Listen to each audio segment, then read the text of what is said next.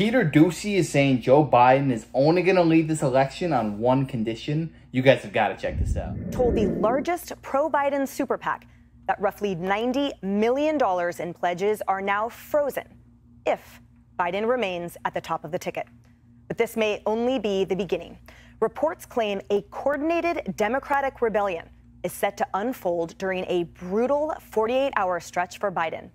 An 18th Democrat lawmaker just called for Biden's exit 90 minutes ago. Now we're learning that President Biden privately met with White House Minority Leader Jeffries after his solo press conference last night, where he made several embarrassing mistakes on the world stage.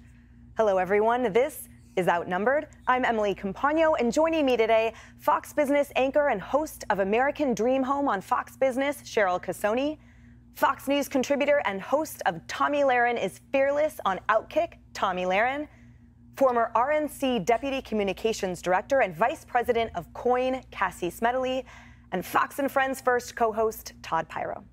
Now, first, let's go to White House correspondent Peter Doocy with more details on Biden's news conference. Peter. Emily, we have proof President Biden's team tried to make last night's Q&A with the press as controlled an environment as possible because President Biden told us so. I'll take your questions. I've been given a list of people to call on here. I wouldn't have picked Vice President Trump to be vice president, but I think she was not qualified to be president. I'm following the advice of my commander-in-chief, the chief of staff of the military, as well as the Secretary of Defense and our intelligence people. Thank you, Mr. President. I wanted to ask you about your, you mixed up Presidents Zelensky and Putin earlier today.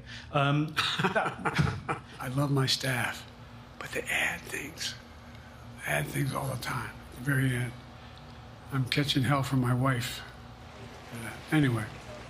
And that actually... Want to know how I instantly knew that this press conference was more catastrophic than any other one he had before? I was getting messages and people were asking me about this. Like, oh, did you see Biden's press conference? People that don't even speak politics are now starting to recognize, what the heck? How did it get so bad? Like, people who never talk about this were mentioning this to me. It's just in people's faces so much that they can't even escape it now. There is no possible way to justify this. Despite limitations that he has admitted to, Barack Obama and Nancy Pelosi have been back-channeling about how to manage Biden's position atop the ticket, per CNN. President Biden is also saying convention delegates can vote for whoever they want, but a non-Kamala Harris nominee would be starting a campaign from scratch. And he says he is only willing to leave the race on one condition. No, unless they came back and said, there's no way you can win. Me. No one's saying that. No poll says that. How accurate does anybody think the polls are these days? I can give you a series of polls where you have likely voters, me versus Trump, where I win all the time. It could happen, though. Somebody could tell him that there are polls and that make it impossible for him to win. But before that news conference, the New York Times was reporting that longtime Biden confidants are trying to figure out how to tell him it is time to go. We don't know if anything he said or did last night changes the calculation. Emily. Peter Doocy, thank you. Now, as we told you, the New York Times reports that donors are withholding $90 million if Biden remains on the ticket. We're also learning that 4 Democratic sources with knowledge tell CBS News that they expect dozens of Democratic lawmakers over the next 48 hours to issue statements calling for President Biden to step out of the race. The planning is coordinated, and some of the statements are pre-written, according to 2 sources. One of those well-placed sources predicted that the next 3 to 4 days will be, quote, brutal, and that it may become untenable by sometime next week for the president to continue in the race. And it appears that the most powerful names in the Democratic Party don't have Biden's back. CNN reports that former President Obama and Nancy Pelosi privately expressed concerns, but they're not sure what to do.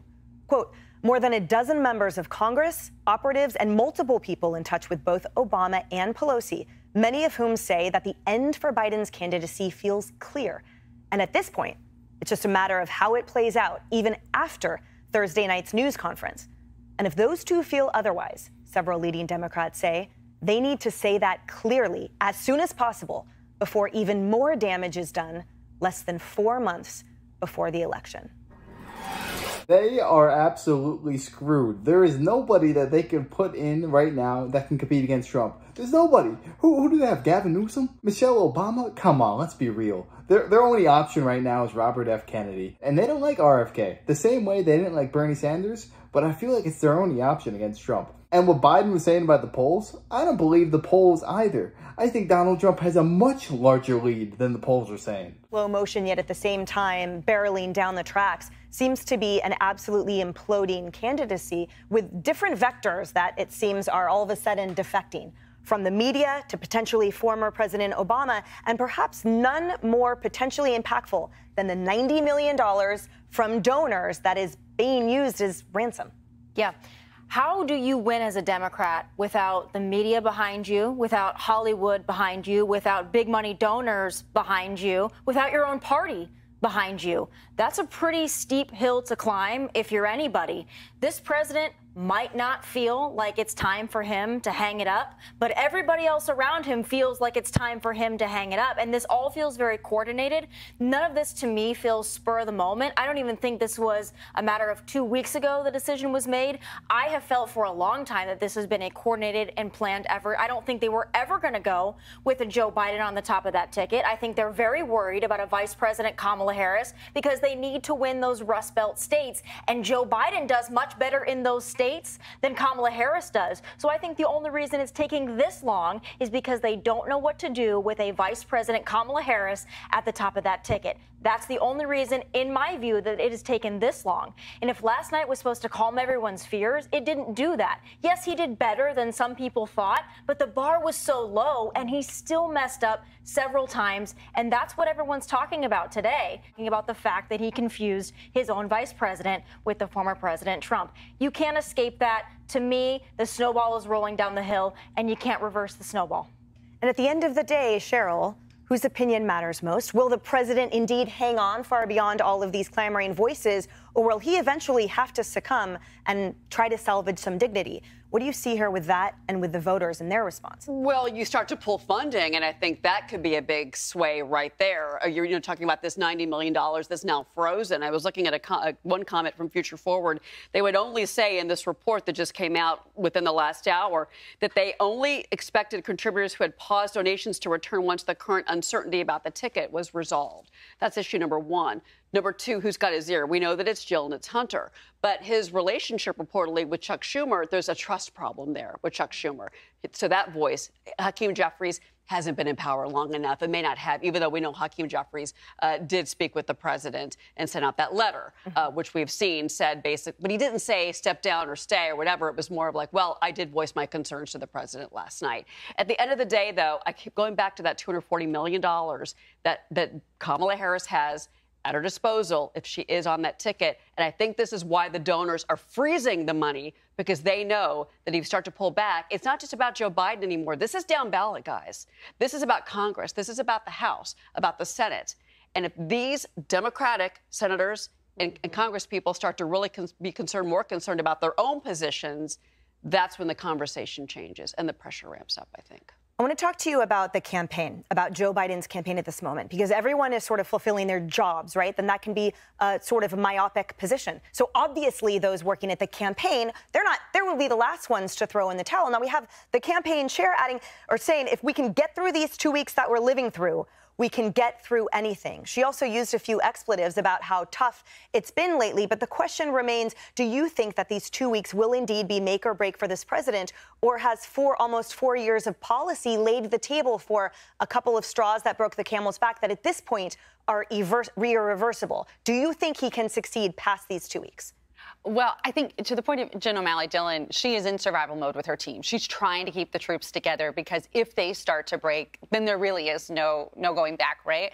But I think if it's a matter of surviving the 2 weeks, it should have been a matter of surviving the first 48 hours or the first 72 hours. Now that you're talking about 2 weeks, is it to pass that point of no return?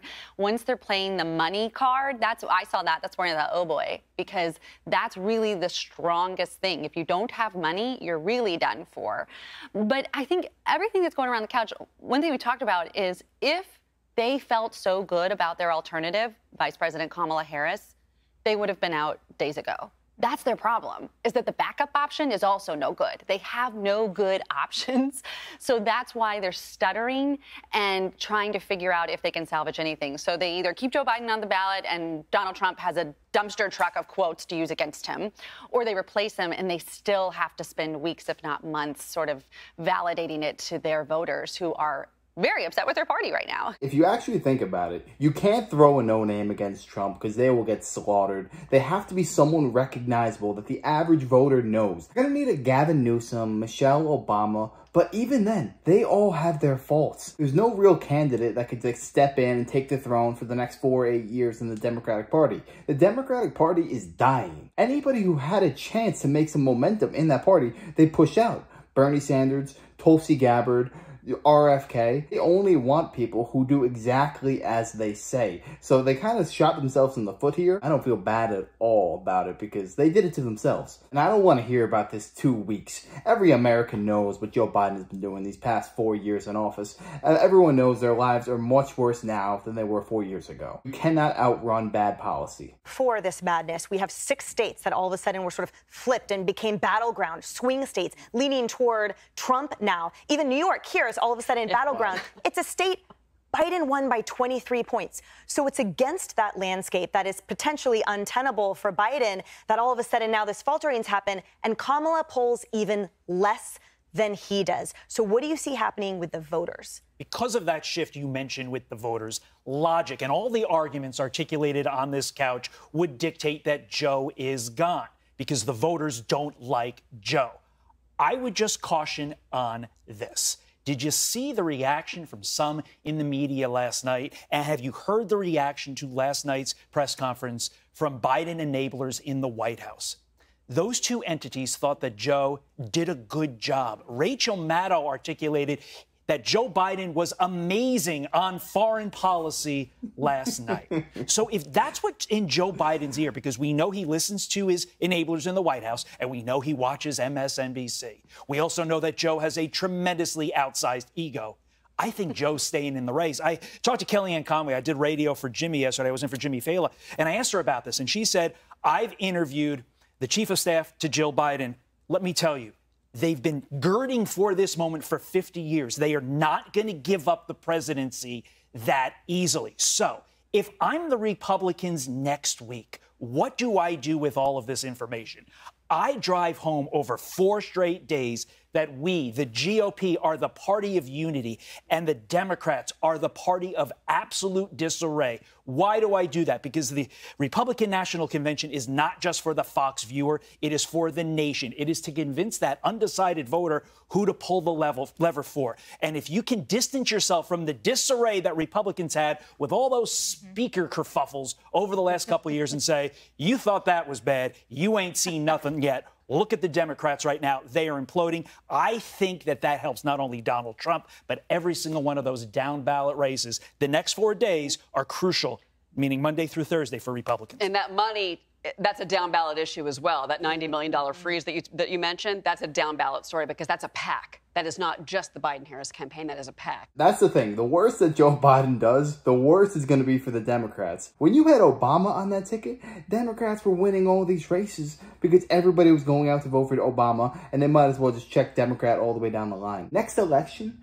Joe Biden is not going to get nearly enough votes for these down-ballot Democrats. And I don't care what you say, that he got 81 million votes.